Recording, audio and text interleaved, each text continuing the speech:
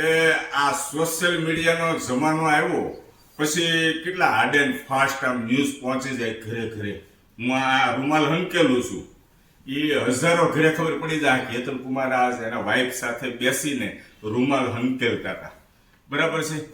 એવી જ એક ચર્ચામાં છે હમણાં, તે સાંભળ્યું છે ગજેરા પરિવારનું કંઈક આવે છે.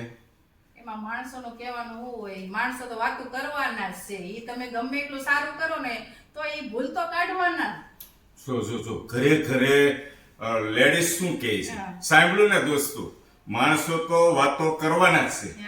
હે, ગમે એટલું સારું કરો તોય 100 કામ તમે સારા કર્યા હોય ને એક કદાચ તમારાથી ભૂલ થાય તો 99 કામ તમે જે સારા કર્યા છે ને એ ભૂલી જાય દોસ્તો.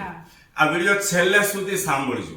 આજે વાત કરું છું સોશિયલ મીડિયાની અંદર ચારે બાજુ વસંતભાઈ હરિભાઈ ગજેરા, ચુનીભાઈ હરિભાઈ ગજેરા ની ચર્ચા ચાલી રહી છે. આમાં મારે કાંઈ લેવા દેવા નથી, પણ મને એમ થાય છે કે આ બાબતે 2 શબ્દ બોલવા જોઈએ. મને જેટલી જાણ છે, મને જેટલી ખબર છે ત્યાં સુધી વસંતભાઈ હરિભાઈ ગજેરા જે વ્યક્તિ છે એ સૌરાષ્ટ્રના ભામાશા દોસ્તો આજે એક મોટા બિઝનેસમેન છે. હજારો લોકોને રોજીરોટી આપે છે. આપણે આપીએ છીએ રોજીરોટી કોઈને? આજે આપણે આપણી ઘરની અંદર રહેતા 5 સભ્યોને સંભાળવા હોય ને તોય કેટલી અગવડતા પડે છે. તાવડી તેરવાના માગીએ છે. એમાં બીજાને આપણે સંભાળવાની વાત તો ક્યાં અલગ જ રહે. તે વાત્સલ્ય ધામનું નામ સાંભળ્યું છે? વાત્સલ્ય ધામની અંદર ગમે એ કાસ્ટનું બાળક હોય ત્યાં એમને પૂરેપૂરી સારવાર આપવામાં આવે છે. સારવાર એટલે કે નાના નાના ભૂલકાઓ, બરાબર છે, જેનું આગળ પાછળ કોઈ નથી ત્યાં મૂકી ગયું છે, એને રહેવાનું, ખાવાનું, પીવાનું, કપડાં, નોકરી સુધી જવાબદારી લે છે વસંતભાઈ હરિભાઈ ગજેરા. અને એ લોકોને કેવું જમાડે છે ખબર છે? મેં એકવાર મુલાકાત લીધી છે દોસ્તો, અને ત્યાંના રસોડામાં જઈને જોયું છે. ત્યાં જે બાળકોને જે જમાડે છે ને, ક્યારેક તમે જઈજો, વાત્સલ્ય ધામ કામરેજની આગળ આવેલું છે. તમે ગૂગલમાં સર્ચ કરશો ને વાત્સલ્ય ધામ એટલે તમને બતાવશે. ત્યાં જઈને ખાલી જોજો. તમારે કંઈ કરવાનું નથી, ખાલી જોવાનું છે. કેટલી બધી એ ભૂલકાઓની કેર કરે છે વસંતભાઈ હરિભાઈ ગજેરા. જે એમના સંતાનો ઉપર ધ્યાન નથી આપતા ને એટલું એ ભૂલકાઓ ઉપર ધ્યાન આપે છે. દાદા એમની સાપ છે, અને દાદા જ્યારે વાત કરતા ત્યારે એટલું જ એને કીધું કે જ્યાં સુધી મારા અંદર શ્વાસ ચાલશે ત્યાં સુધી અમારા ભૂલકાઓની હું પૂરેપૂરી કાળજી રાખીશ. અને એ લોકોને જમાડે છે શું, એના વિશે આપણે વાત કરીએ દોસ્તો. ઘરની અંદર જે આપણે કઠોળ ખાઈએ ને, કઠોળ એની કરતાં સારું કઠોળ આજે આપણા ઘરની અંદર કઠોળ ન હોય ને એ ટાઈપનું કઠોળ, લીલા શાકભાજી નેચરલ એકદમ. ત્યાં એમને દૂધ ચોખ્ખું મળે છે. આજે તમને મને મળે છે દૂધ, એ બાળકોને મળે છે. કપડાં, રહેવાનું, બધી ફૂલ સુવિધા, કાંઈ ઘટે નહીં.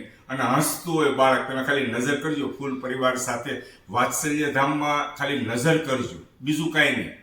અને એ જે ભૂલકાઓ મોટા થઈને અલગ અલગ લાઈન એ લોકોને આપે છે ત્યાં સુધીની જવાબદારી. મેં જ્યારે વચ્ચે ગયો તો વાત્સલ્ય ધામનો વિડીયો બનાવ્યો હતો ને દોસ્તો, તો ઘણા ખરા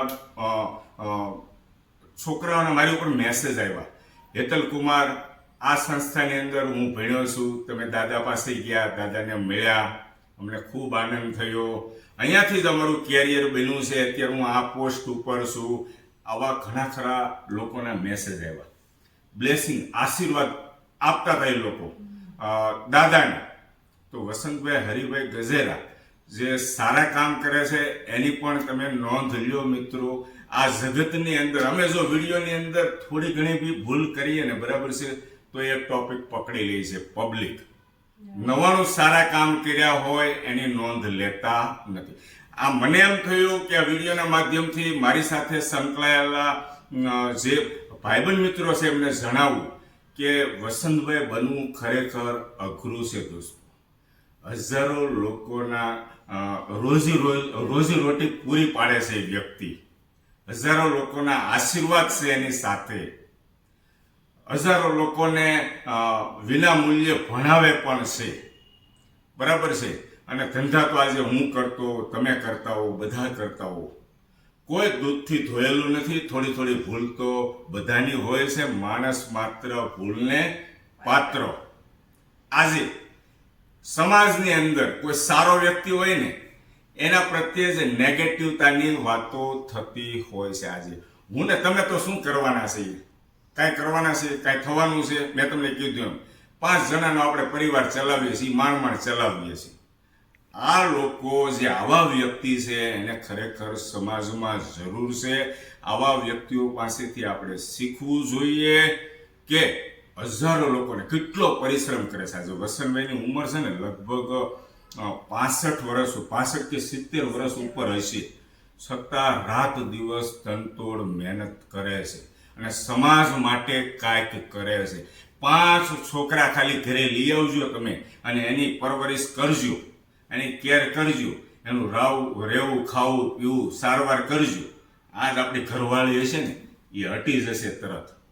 ક્યાં ઘરના નથી હસવાતા, એમાં આવડા તમે લેવા એ ક્યાંથી હસવાય? સાચી વાત છે ને? વધારે દોસ્તો કાંઈ નથી કહેતો.